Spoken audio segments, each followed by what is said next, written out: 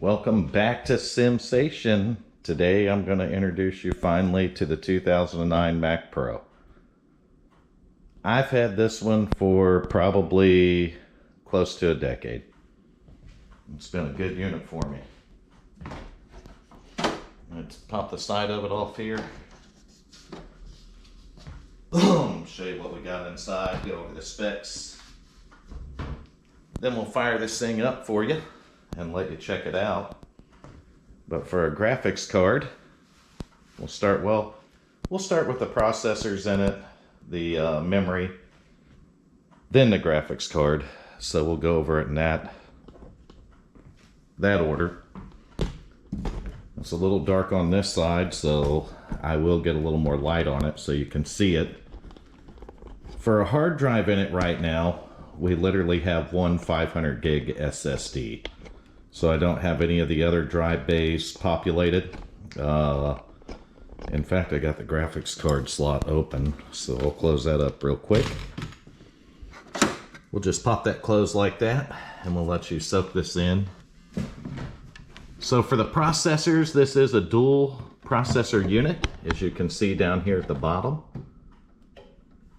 We can slide that tray out, but I really don't want to. I guess I could show you. So if you've never had one of these, then there's a way to get these trays out.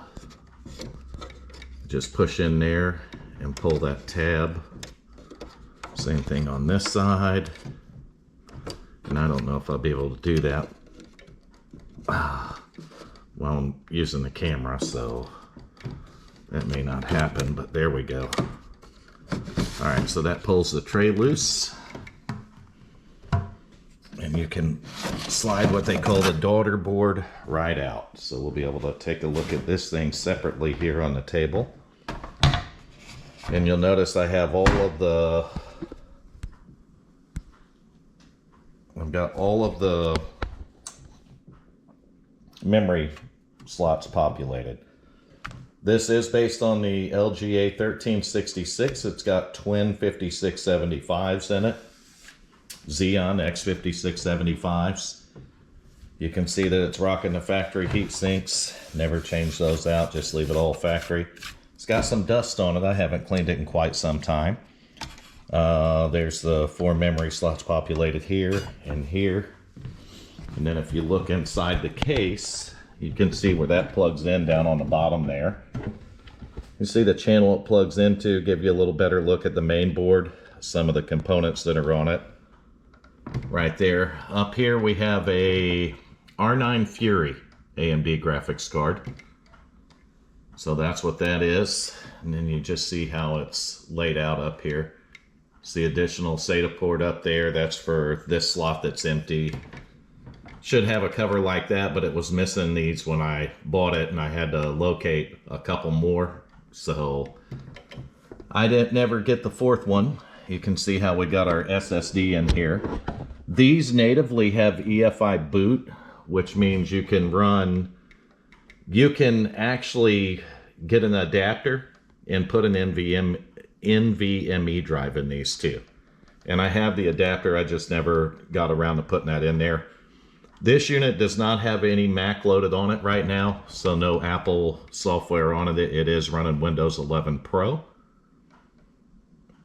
I'm pretty sure it's Pro, but you can see where that daughter board plugs in. But these are beautiful machines. I mean, just look at the accessibility to do your CPUs. You do have to have a long screwdriver to get down in these holes to get the screws out. And I've had this apart because I put the CPUs in it. So I obviously have a screwdriver that'll get down there.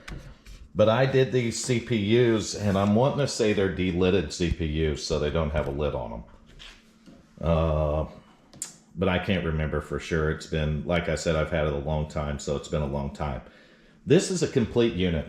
I have this. I got the 30-inch cinema monitor, and I have the nice Apple keyboard with actually an Apple mouse. So it's a complete unit. You can take a look at the back of it here. The case is in okay condition. It does have some scratches and stuff on it. and I haven't cleaned it up yet. I'm going to wipe it down. The reason that I have this out is to clean it up, and I wanted, before I put it up for sale and get rid of it, I wanted you guys and gals to be able to take a look at this unit. I'm kind of tired of fooling around with it. I think I had Mac Monterey on it last, and I messed around with it for a little while that way. I deleted it to do something, and I'm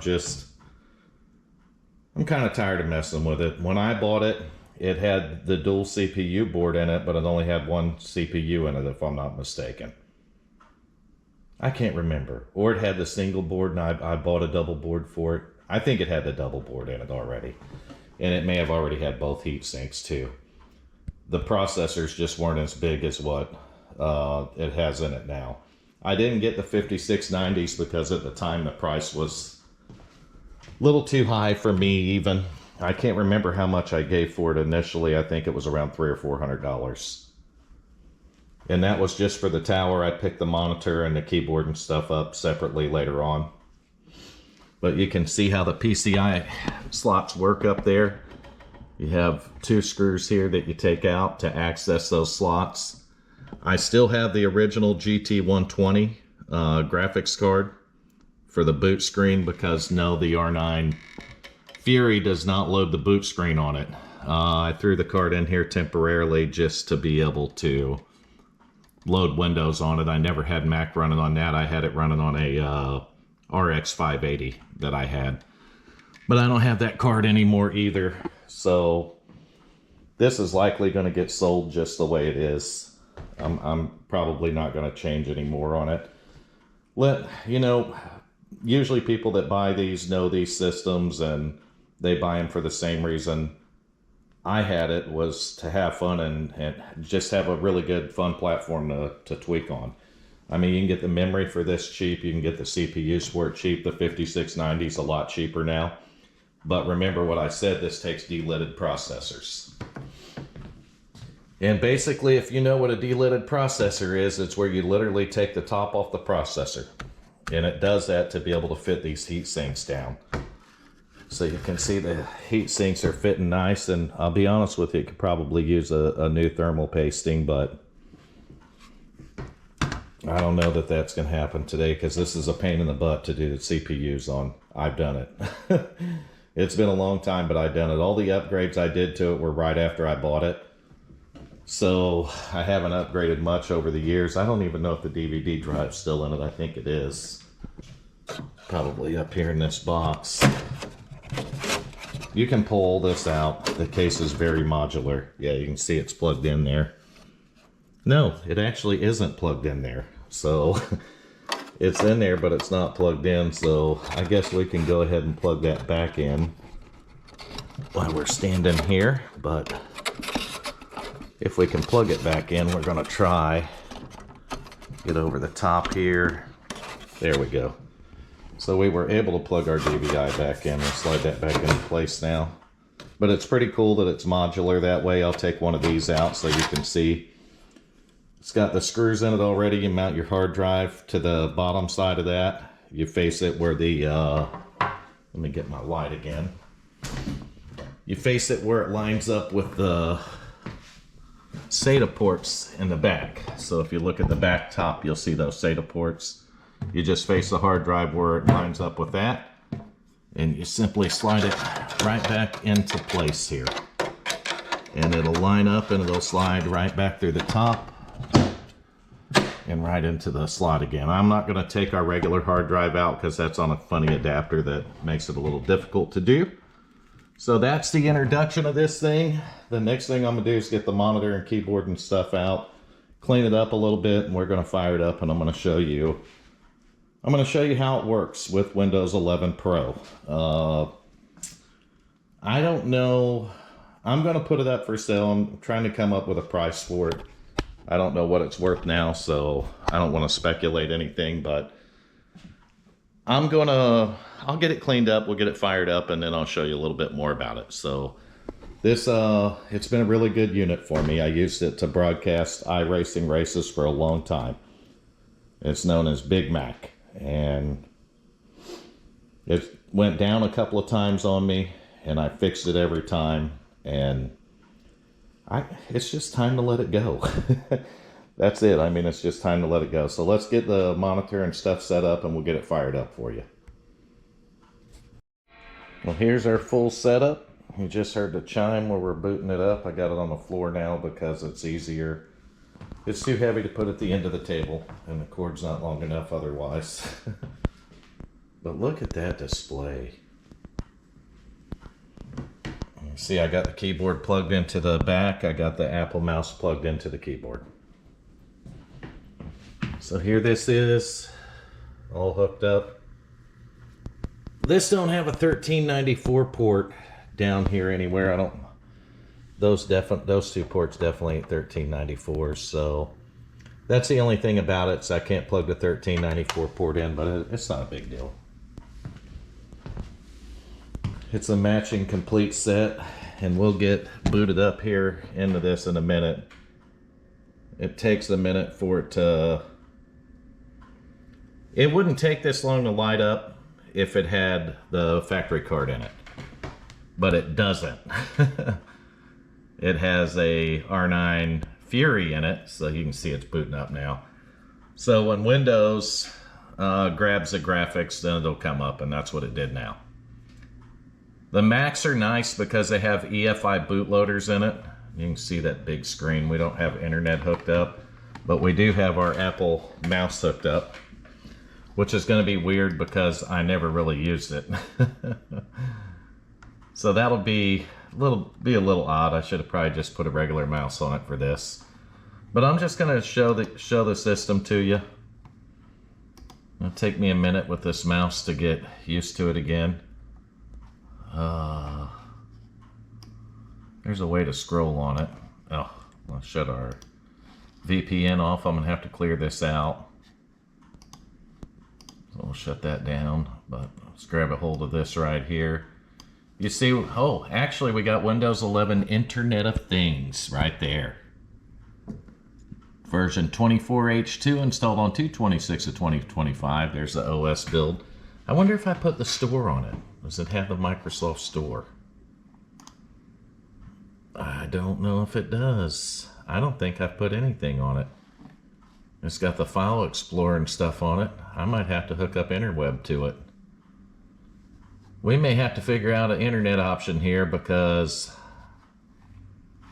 I don't believe that I added the store nothing on this yet, so it'll still need to be added. I might have added it. There it is right there. So I did get the store on it. We're just not connected to the internet, so it's not going to pull any of that up. I wanted to show you what it was. But if we hooked it to the internet, I could do some bench testing and stuff. So the processors, like I said, right there, two Xeon X5675s, 3.07 gigahertz, 3.19 gigahertz, whatever that is, whether it's 3.07 or 19. It's got two processors in it, 32 gigs of RAM. The graphics card, if we go here and go to the device manager, that'll pop up in that corner right there, and you'll be able to see that we have a Radeon R9 Fury series. The only thing I don't have working on this on Windows 11 is the Bluetooth USB host controller. If I mess with it and do the, what do they call it, boot camp drivers, then I'm sure I can get that to work as well. That's about it though. I mean, the full breakdown of it, it is a Mac Pro 2009, and I don't think you're going to see that on any of this, and I don't have anything that'll show you that. But it's a 2.9/4.1 flash to a 5.1, so the firmware was upgraded to a 5.1 like the 2010. And I did that to run, crap, I can't even remember what OS they were on back then, but one of them required me to go up to 5.1 firmware, so I did the firmware update when I needed to. I still have the factory GT120 graphics card, so you can load the bootloader up. And as you can see, I loaded Windows without using Boot Camp.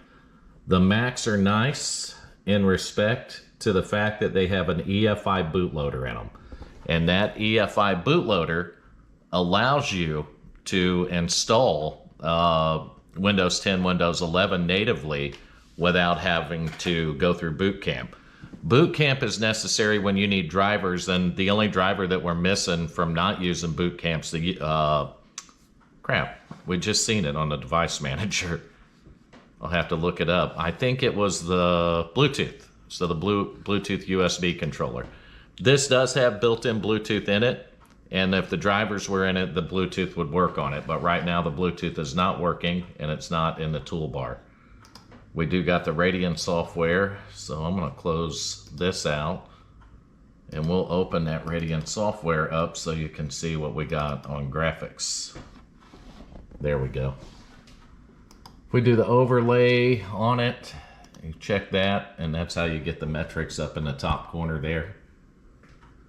So that's your metrics to show you what you got going on. To show you your processor cores and stuff, you can always go to the device manager, go to your processors over here, and just start counting. We got two 6-core Xeon 5675s. That's going to be a total of 12 cores and 24 threads. And in case you guys and gals get one of these, even if it's a single processor, or if it's a single, it doesn't matter.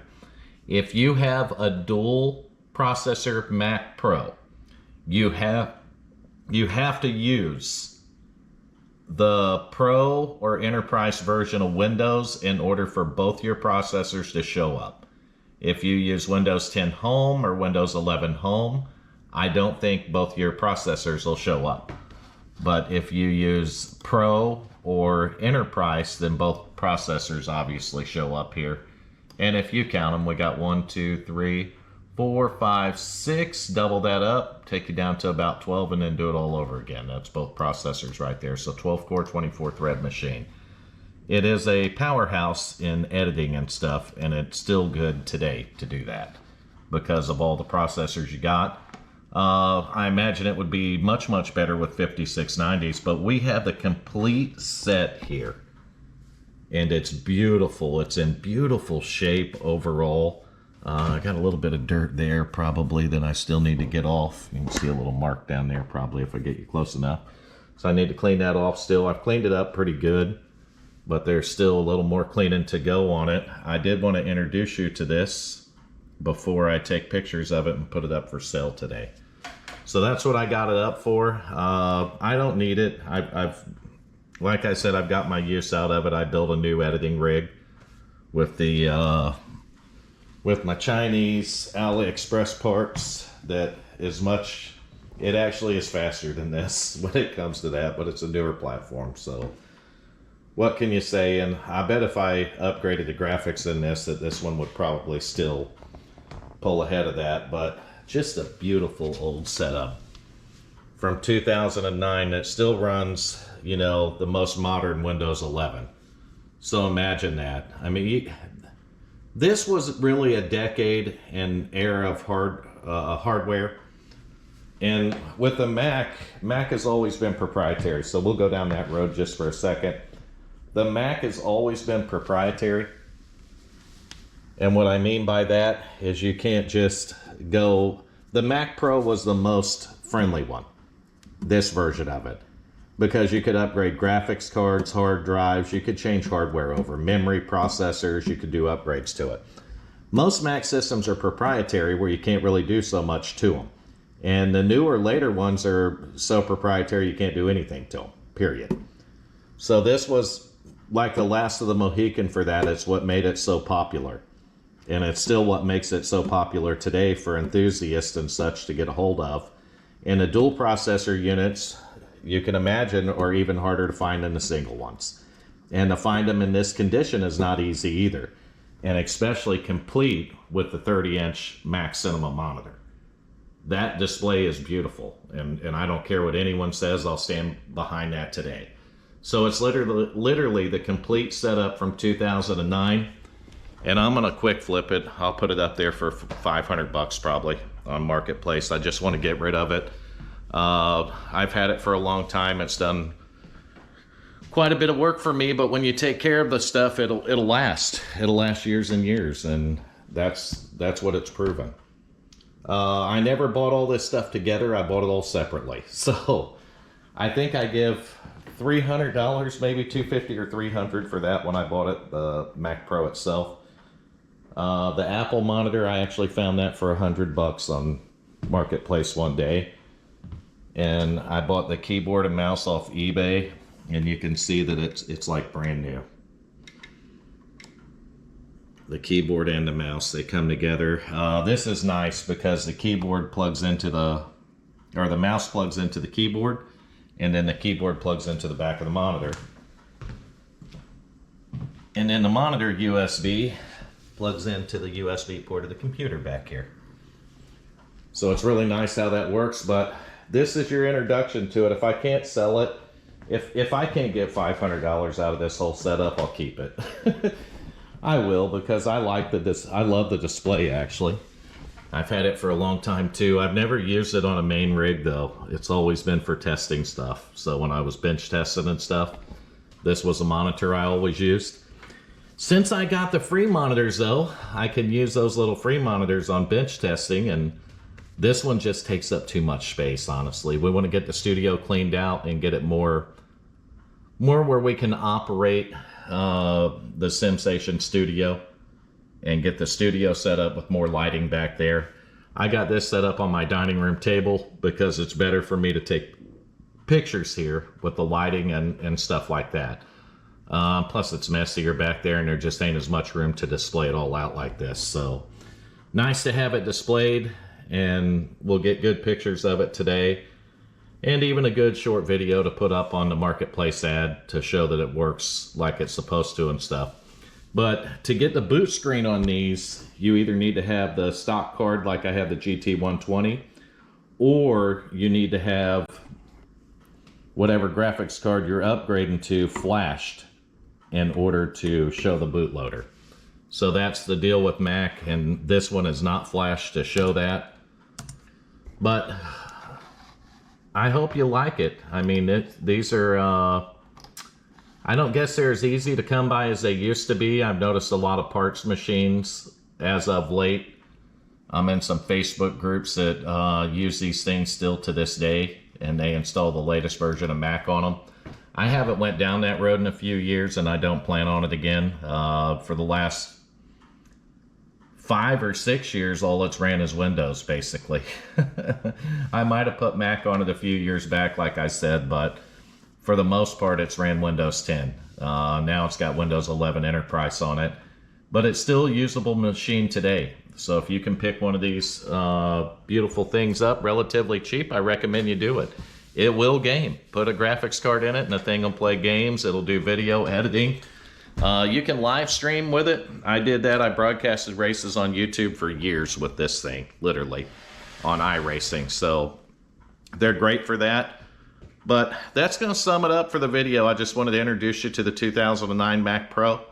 And I'm going to miss it when I sell it. I'm not going to lie about that. But it's just too big and bulky now. It takes up too much space, and we need to build up a little bit of funds so we can do some other stuff, get the studio upgraded, and just get to the budget builds on SimStation that's going to do iRacing.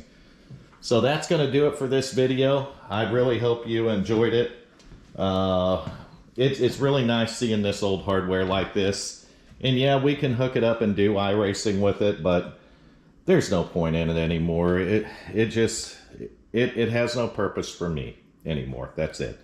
So we're gonna put that up for sale and get rid of it. And we're gonna move down the road, and we're gonna order some stuff and build some other budget stuff. So there you go. That's gonna do it for this SimStation video. Make sure you like, you comment, you subscribe to the channel. It's free to do that. It doesn't take much time. And I hope you enjoyed the 2000 Mac Pro display here and showing you how I have it set up. And that's gonna do it. Tune in for the next video pretty soon.